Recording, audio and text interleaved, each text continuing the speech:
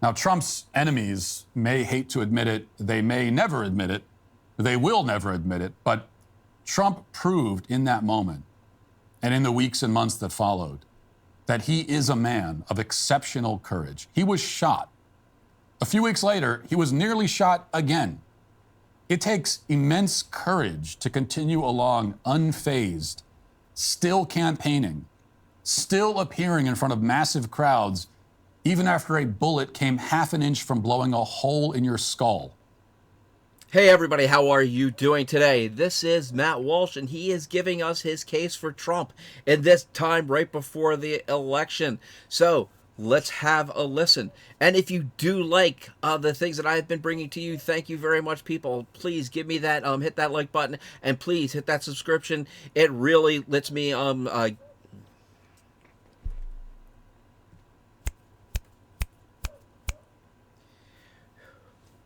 Hello, everybody. How are you doing today? Here we have Matt Walsh. He is making his case for Trump.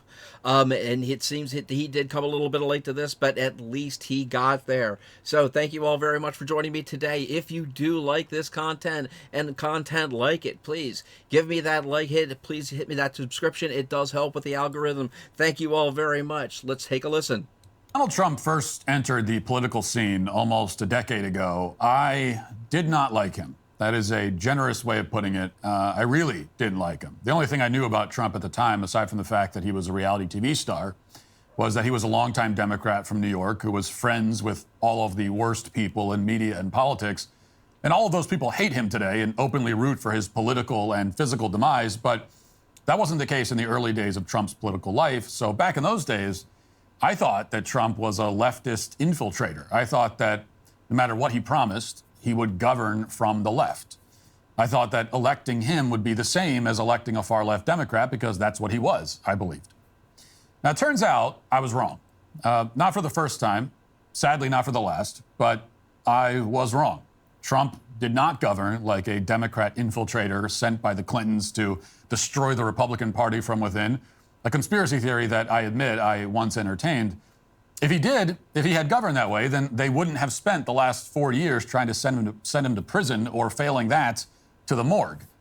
You know, if I had fallen into a coma in January of 2017 and missed the entirety of Trump's tenure and woken up in January of 2021, I would still know that Trump was a successful conservative president based entirely on how they've treated him ever since. Indeed. And that's absolutely and utterly true. The left will absolutely destroy whoever is against them. And as far as the Republicans are concerned, that they make it honestly, for the longest time, the Republican Party was controlled opposition. And that's the best way to put it. They were controlled opposition. It was a party run by rhinos, Republicans in name only. And at least for me, Trump opened my eyes to the fact that there is, yes, a managerial class that's actually running this country. I would have all the reason that I needed to vote for him on that basis alone. They have tried to destroy him. Leftist elites have waged a campaign of vengeance unlike anything ever seen in the history of American politics. And that is reason enough to vote for him in 2024. I don't even need to know what happened from the years 2017 to 2021. But I do know, because I was thankfully actually alive and conscious during that time. So I saw that Trump fulfilled his promise to appoint constitutionalist justices to the Supreme Court, who then went on to overturn the most abominable decision in the history of the court, a decision that cost 60 million American lives.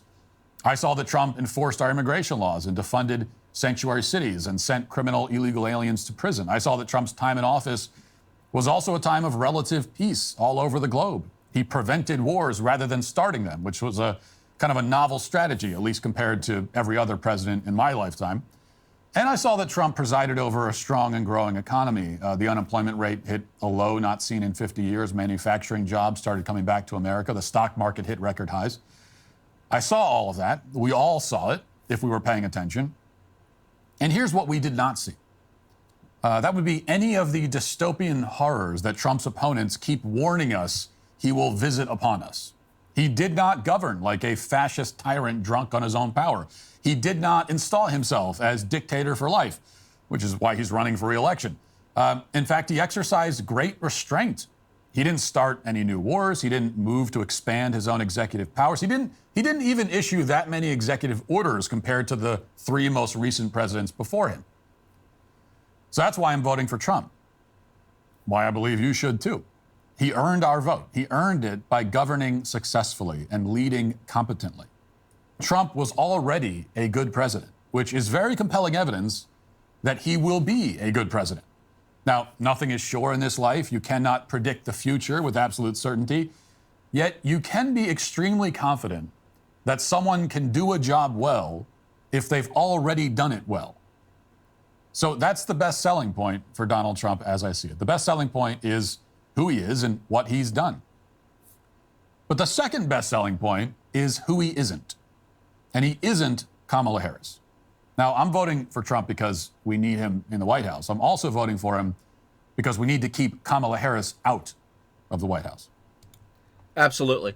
And that, I think, is probably the most important thing about this election. We need to keep Kamala Harris out of the White House. Her staying in the White House will be another 4 years of the managerial class running the country rather than the President of the United States, the way it should be. And that's pretty much where it is. More of the same, Kamala Harris. If you like what's going on now, and the elites love it because they're making money hand over fist. But guys, if you're on the 90% who isn't making money hand over fist, who's paying more for bills, who's paying more for gas, who's paying more for groceries, who's paying more for energy, honestly, yeah, okay, I think the choice is absolutely and utterly clear.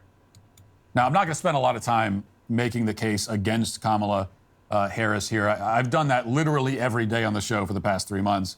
I suspect that anyone who listens to this, anyone who is even potentially reachable at this stage of the game, already knows that Kamala is bad. You know, a bad leader, a bad vice president, a bad person.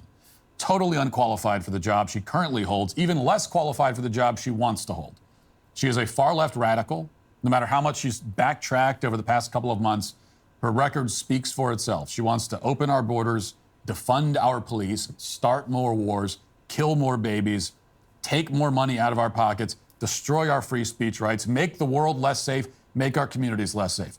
Now, she may be profoundly incompetent, but she is capable of doing all of those things. And she will.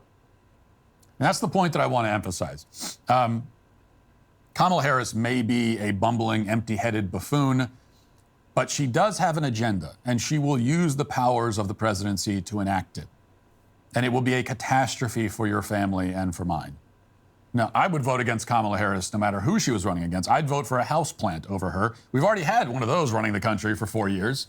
It's been a disaster. But Kamala will be worse. Kamala gives us more than enough reason to vote for Trump. But the good news is that we don't have to hold our nose. We can vote against Kamala and for Trump. And we can do it proudly. Now, on that note, I want to say one last thing. Trump's critics like to say that character matters. And they're right, it does. They say that we should think about Trump's character before we consider voting for him. And they're right, we should. Well, there is no character trait more important than courage. You know, C.S. Lewis once wrote that courage is the form of every virtue at its testing point. And what he meant is that courage contains all of the other virtues. Courage is how all of the virtues are expressed when push comes to shove. So if you're the most virtuous person in the world, but all of your virtues disappear when you're under fire, then you have no virtue. A man is defined by how he acts in those moments. So when you boil everything down, only one question matters. Do you have courage? That is what separates the men who shape history from the ones who will be forgotten by it. That is the dividing line. So now think about the iconic picture of Trump raising his fist in the air right after he was shot in the head. You know, most pictures are worth 1,000 words, they say, but I think for the best pictures, you only need one. And the picture of Trump, that picture of Trump, screams one word: courage. Now, Trump's enemies may hate to admit it, they may never admit it, they will never admit it, but Trump proved in that moment, and in the weeks and months that followed, that he is a man of exceptional courage. He was shot.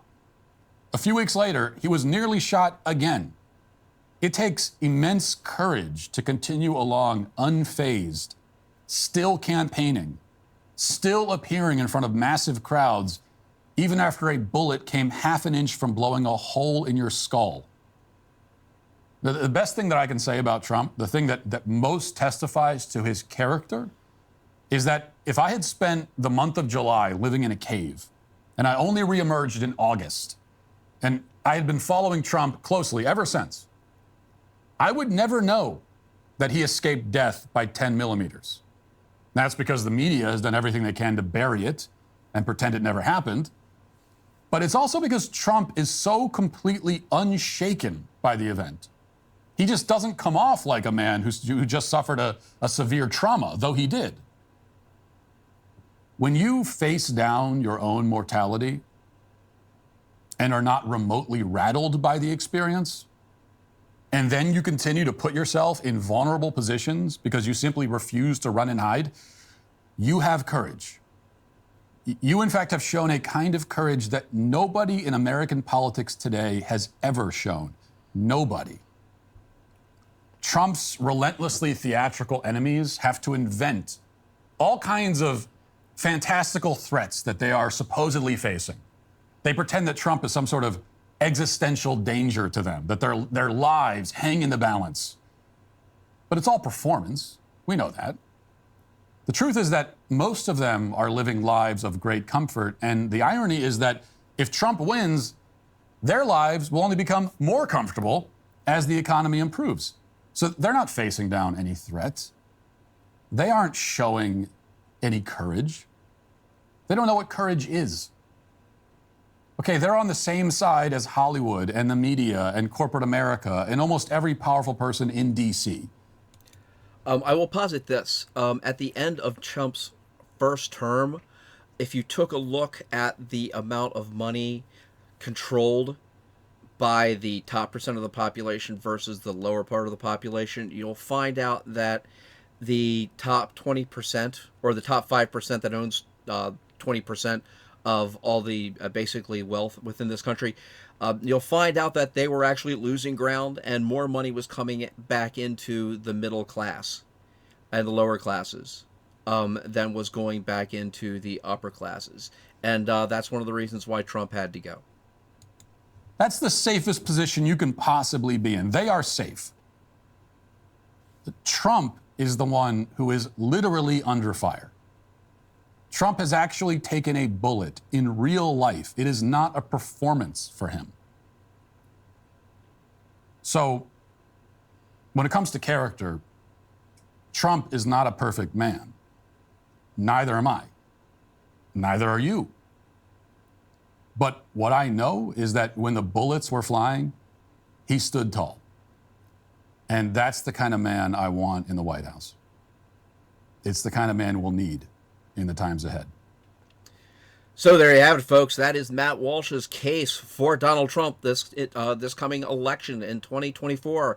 That is tomorrow, as a matter of fact, if you're listening to this today on November 4th. So anyway, folks, thank you very much for joining me today to listen to what Mr. Walsh has to say about the election and about his case for Trump.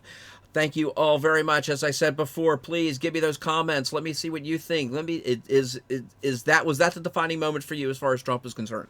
Did that change your mind? Let me know. Please give me like that. Or were you always a Trump supporter? Did you start out that way? Because I didn't. So let me know. And anyway, hit those likes. Please, by all means, hit that subscription button. Like I said, it really does help. Thank you all very much. Later.